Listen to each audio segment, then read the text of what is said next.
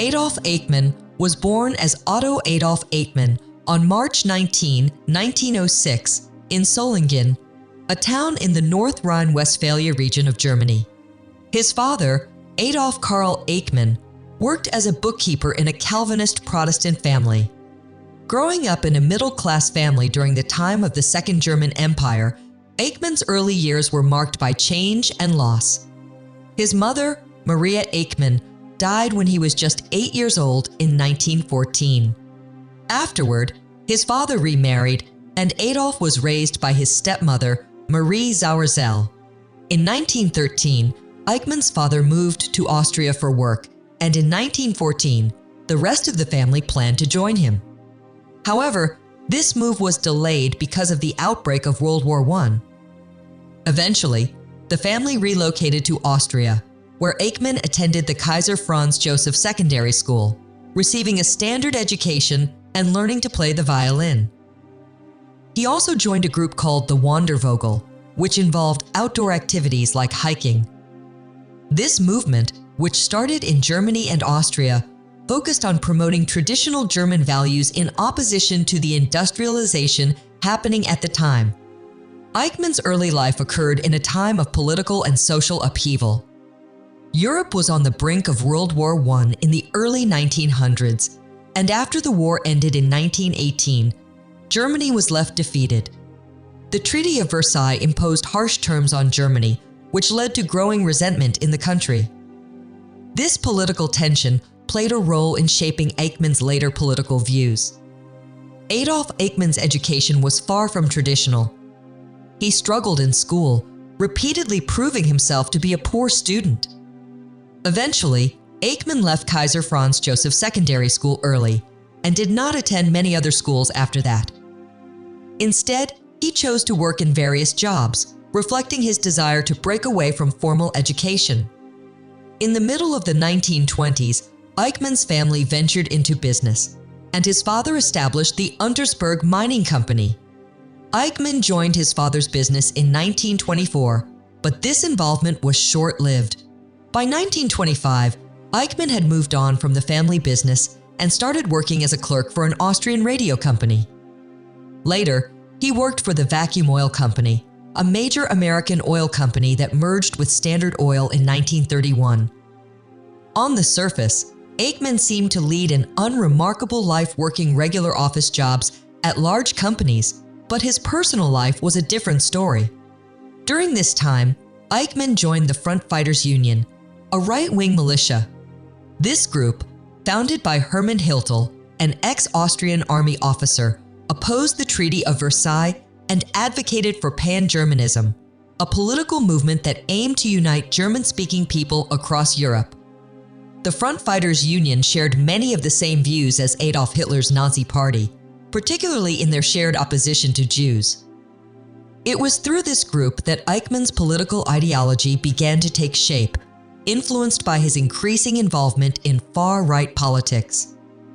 In 1933, when Adolf Hitler became Chancellor of Germany, Eichmann's political affiliations grew even stronger.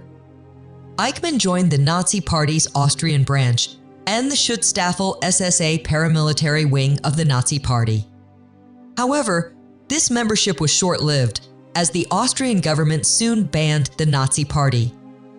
Despite the ban, Eichmann became deeply involved with Nazi activities, even helping to establish an Austrian Nazi Party in exile. As Adolf Eichmann continued to align himself with extremist groups, his role within the Nazi Party became more significant. In 1932, Eichmann joined the Austrian branch of the Nazi Party and the Schutzstaffel SSA paramilitary group led by Heinrich Himmler that was loyal to Adolf Hitler and the Nazi ideology. Although the Austrian government banned the Nazi Party shortly after Hitler came to power in Germany, in 1933, Eichmann's involvement with Nazi activities only intensified. Eichmann's move to Germany after the ban marked a pivotal moment in his political rise. By autumn of 1933, Eichmann had crossed into Germany and was working to rebuild the Nazi Party's presence in Austria. He quickly became part of a group led by Andreas Bolek, an Austrian Nazi Party leader in exile. Eichmann's primary task was to help coordinate the Nazi movement in Austria from Munich and Passau. He worked with a small group of SS members and was responsible for distributing Nazi propaganda, which further solidified his loyalty to the movement. During his time in Munich, Eichmann became familiar with the workings of the concentration camps, particularly Dachau, which had opened in March 1933. Eichmann's early exposure to these camps marked the beginning of his involvement in the system that would later facilitate mass deportations and the systematic murder of Jews. By 1934, Eichmann was reassigned to a new role in the SS, the intelligence branch of the Nazi Party led by Reinhard Heydrich. Eichmann's new position involved tracking down members of the Freemasons, a group the Nazis deemed a threat. He was responsible for gathering intelligence on Masonic lodges across Germany, an assignment that showcased his attention to detail and bureaucratic skill, qualities that would later be crucial in his involvement in organizing the logistics of the Holocaust. In his work with the SD, Eichmann's focus shifted to Nazi policies aimed at Jews. As National Socialism's anti-Semitic ideology deepened, Eichmann was tasked with overseeing the removal of Jews from Germany and Austria. His role in the planning of the forced immigration and eventual deportation of Jews from Central Europe began to take shape. As his responsibilities grew, Eichmann became a key player in the Nazi regime's Jewish question policies. His rise within the ranks of the SS and his growing involvement in the systematic persecution of Jews would mark his life's darkest chapter. Adolf Eichmann's involvement in the Holocaust grew as his position within the Nazi Party advanced. By the late 1930s and early 1940s, Eichmann had become one of the most important figures in the Nazi regime's efforts to exterminate Europe's Jewish population. His bureaucratic skill and organizational abilities made him a crucial figure in the implementation of the final solution, the Nazi plan to annihilate the Jews. In 1937, Eichmann took on a central role in coordinating the Nazi regime's efforts to encourage the immigration of Jews from Germany and Austria. Eichmann believed that encouraging Jews to leave Europe, particularly through migration to Palestine, would solve the Jewish question. His work in facilitating the immigration of Jews was part of a larger effort to remove Jews from Nazi-controlled territories and reduce their presence in Central Europe. However, as World War II progressed, the Nazi leadership began to shift its focus from forced immigration to mass extermination. Eichmann's role changed accordingly. By 1941, as the Nazi regime began to conquer more territories across Europe, Eichmann was deeply involved in the planning of mass deportations. He oversaw the logistics of moving Jews from occupied countries to ghettos and extermination camps, such as Auschwitz, Treblinka, and Sobibor. Eichmann's meticulous planning was critical to the efficiency of the deportations. He helped organize the trains that transported millions of Jews to the death camps, where most would be killed upon arrival. His work as a bureaucrat in charge of deportations has often been described as both methodical and chilling, as he applied his organizational expertise to facilitate one of the most brutal genocides in history. Eichmann also played a central role in the implementation of the Madagascar Plan, a proposal to relocate Europe's Jews to the island of Madagascar. While the plan ultimately failed due to the war's course, it demonstrated Eichmann's commitment to finding ways to rid Europe of its Jewish population. His efficiency and commitment to Nazi ideology gained him favor with key figures in the regime, including Reinhard Heydrich, the head of the SS Security Service.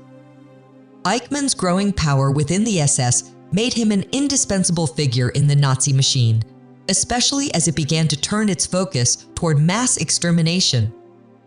By the early 1940s, Eichmann had become one of the most notorious figures in the Holocaust, central to the deportation and mass murder of millions of Jews. His role in the Holocaust continues to be a testament to the horrifying efficiency of the Nazi regime's plans. In the early stages of World War II, Adolf Eichmann was deeply involved in the Nazis' exploration of various solutions to the so-called Jewish question. One of the first major plans considered by the Nazis was the Madagascar Plan, which aimed to relocate Europe's Jews to the island of Madagascar, off the coast of East Africa. This plan was rooted in the idea of creating a colony for Jews in a distant, isolated location, where they could live without contact with the rest of the world. The Madagascar Plan was first proposed in the late 19th century by German Orientalist Paul de la Garde and resurfaced in Nazi discussions as a potential solution to the Jewish problem. Eichmann played a key role in pushing the plan forward in the early 1940s. He presented a memorandum to the Nazi High Command in August 1940, suggesting the forced relocation of 1 million Jews from Europe to Madagascar each year for 4 years. Eichmann saw the plan as a viable solution and even proposed turning the island into a kind of prison state managed by the SSE. However, the logistical challenges and the failure of the Nazi military to secure control of the Suez Canal prevented the plan from being carried out. As the war progressed and the Nazis conquered more territory, Eichmann's role in addressing the Jewish question shifted. By early 1942, the Nazis had moved beyond the idea of relocation and began to focus on mass extermination. This marked the beginning of what is now known as the final solution, the systematic murder of 6 million Jews. Eichmann was at the heart of this new policy, organizing the transportation of Jews to concentration and death camps across Europe. His role as a bureaucrat in charge of logistics became even more central to the Nazi regime's genocidal goals. The final solution involved the use of gas chambers, mass shootings, and forced labor to systematically kill Jews and other minorities. Eichmann's efficiency and attention to detail were key in ensuring the smooth operation of this horrifying plan. His role in organizing the mass deportations and the murder of millions solidified his place as one of the central figures in the Holocaust. After Adolf Eichmann's role in the Holocaust was exposed, he became one of the most notorious war criminals in history. Following the defeat of Nazi Germany, Eichmann managed to evade capture for many years. In the late 1940s, he fled to Argentina, where he lived under a false identity for over a decade. However, in 1960, the Israeli intelligence agency Mossad located him and brought him to Israel for trial. Eichmann's trial in Jerusalem began on April 11, 1961, and attracted international attention. During the trial, Eichmann sought to portray himself as a mere bureaucrat who was simply following orders. He argued that he was not personally responsible for the atrocities he had helped organize. Eichmann claimed he had never read Adolf Hitler's Mein Kampf and expressed his discomfort with the gas chambers, yet he continued to carry out his duties without remorse. His defense was built around the idea that he was just an obedient servant of the Nazi regime, executing policies handed down by his superiors. However, the prosecution presented overwhelming evidence that Eichmann had been a key figure in orchestrating the logistics of the Holocaust. Witness testimonies, along with documentation, showed his deep involvement in the planning and execution of the mass deportations and exterminations of Jews.